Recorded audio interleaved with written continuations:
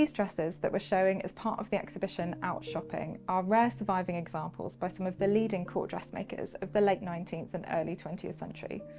Not only that, but they're special because we know a huge amount about the two women who owned and wore them, Marion and her daughter Maud.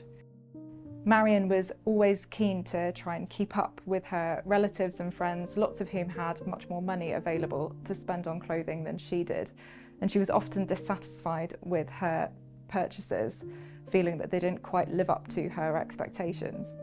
Maud married very well to stockbroker Leonard Bessel, and so she had a little bit more budget to play with. She was also a very creative person. She was an illustrator, and she added her own embroidery and artistic touches to her outfits. This is the first time the dresses have been on display in almost 20 years, and the first time they're being shown at Leighton House and Sambourne House. Because of this, they needed some conservation work in order to be able to go on display. Lots of the dresses are made from very fragile materials like silk and chiffon, which have a tendency to degrade over time. This is the bodice of an ensemble which belonged to Maud, designed by Mascotte in 1906, made of velvet, silk, chiffon and other mixed media. We have lace in here, net, and also what's lovely about this piece is we have embellishment which would have been done by Maud herself, which is on the front panel, the embroidery on the front panel, and also the small tassels which are attached, two at the front and two at the back. Looks absolutely beautiful, but as soon as you look inside of the garment, you realize how damaged it actually is.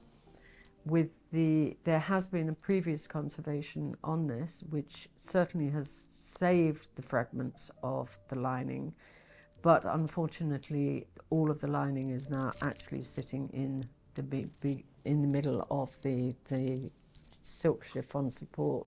Our issue with this is that it will never be able to be mounted onto a mannequin like this, so we will have to make a toile to replace the damaged lining, and that will actually make it strong enough to be mounted onto the mannequin for display. I'm working on putting in a new lining. So what I'm doing is making a new lining in taffeta. We're going to get a colour matched taffeta so it'll be the same colour as the original lining. And I'm going to take the inside layer of failing organza off and collect as many of these pieces of the lining as possible so that they can be kept with the dress. And then the new lining will be stitched to the inside, which will then sort of restore it to how it originally looked. So you'll have the solid lining colour will be seen at the front here, and it'll also then encase any of these remaining pieces of the original lining that are still attached. So I've been taking some tracings with Melanex, laying them out over the original lining and tracing around where all the different pattern pieces were. And then I've cut them out first in some habiti just to check the initial fit, and made adjustments to the size and shape on the habiti. And then I cut them out in the taffeta to get a better idea of how it will fit and mould to the inside of the bodice. And I'm just pinning it along all the seams and checking that it fits around the shoulders especially, which are particularly challenging in this case because all the extra bits on the front that all gather round in the shoulders, which makes it particularly hard to get in there and work out how much fabric you need and how to smooth it round.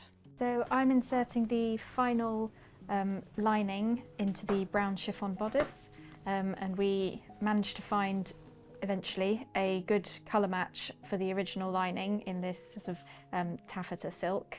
So I'm unstitching the inner lining of the organza from the previous conservation and taking out all the loose pieces of the original lining and putting them in archival wallets to keep with the dress when it's not on display. And then smoothing the new lining across the inside, matching up the seam lines as best as possible, and stitching it in using I've got a sew-all thread and also a very fine scala thread for when I'm stitching through the original lining and the organza on the back. And then hopefully at the end it'll all look lovely. So here we have an ensemble which was actually worn by Marion, and it was worn to Maud's wedding. It was designed by Sarah Fullerton Monteith Young in 1898, and the use of materials in here is absolutely fantastic. This is fabulous. The silk is just unbelievable. An expensive silk to weave, because of the design and also because of the actual sort of the way that the colouring actually shimmers within it, but fabulous.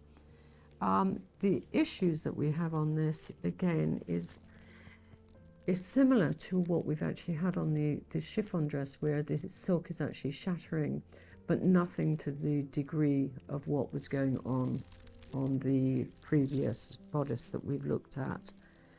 This one will be much easier to deal with. We can actually net both sides of this, which will actually support the bodice very well, and again make it strong enough for the display.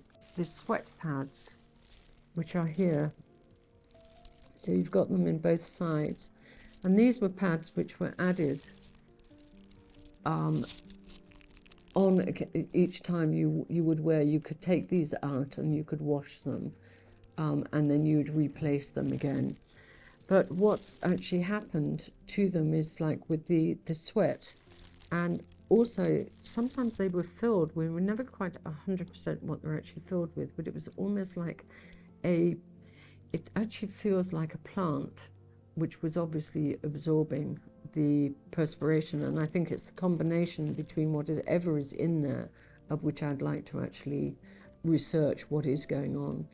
But it's very, very acidic, and it has actually made the pads go very hard, which is putting a lot of pressure on to the silk around, and you can see there's a direct damage right where a lot of the acid is coming through on these.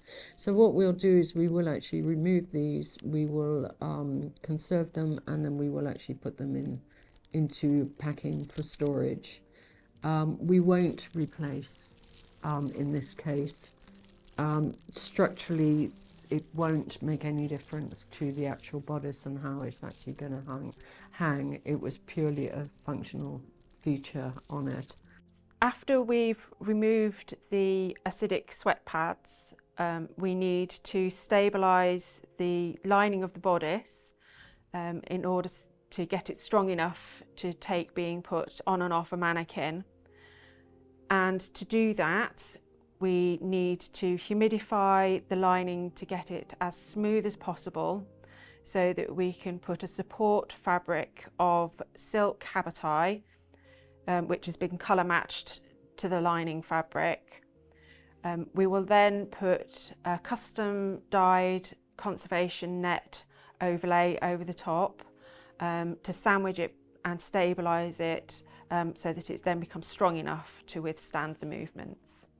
I'm surface cleaning the lining. As you can imagine, the bottom hem has been dragging along the floor, and so has picked up a lot of dirt from the flooring.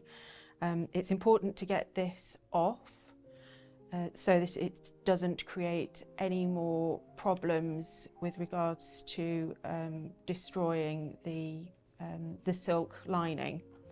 And we do this using a vulcanised rubber sponge, which we call smoke sponge. And what it does is it just lifts ingrained dirt out without us having to use any moisture, which could cause further staining. This is one of the mannequins that we're padding up for the dress. And what we've done is we've taken measurements for the bust, the waist and the shoulders of the bodice, and padded out the mannequin to fit. So for this one we've added padding, wadding round the bust and round the back, and then we've made a jersey cover that goes over the wadding to stop any of the fluff coming off on the bodice when it's on and to provide a nice smooth base. So we're going to stitch the cotton tape onto the bottom here and trim the jersey off so that there's a nice smooth finish for when we put the bodice on the mannequin. So to support the skirt, we use several layers of underpinnings, starting with a tube skirt that acts like a person's legs to stop the skirt collapsing in on itself. So it's just some calico with Ridgeline that holds the skirt out to start with. So we can add lengths of gathered net around the bottom to support the hem, and also gathered net at the back to support the back of the skirt. So if there's a bustle and a train, it just fills out the shape and supports the back of the skirt. And then once that's all done, we cover the skirt underpinnings with a silk habitai petticoat just to protect the inside of the skirt and make it easier to dress and undress the mannequin. Conservation work like this is important to keep these objects going for future generations to learn from, take inspiration from. If they're just kept in storage, obviously we have them for research purposes, but not the general public would never get to see all these beautiful historic items that are part of everybody's history.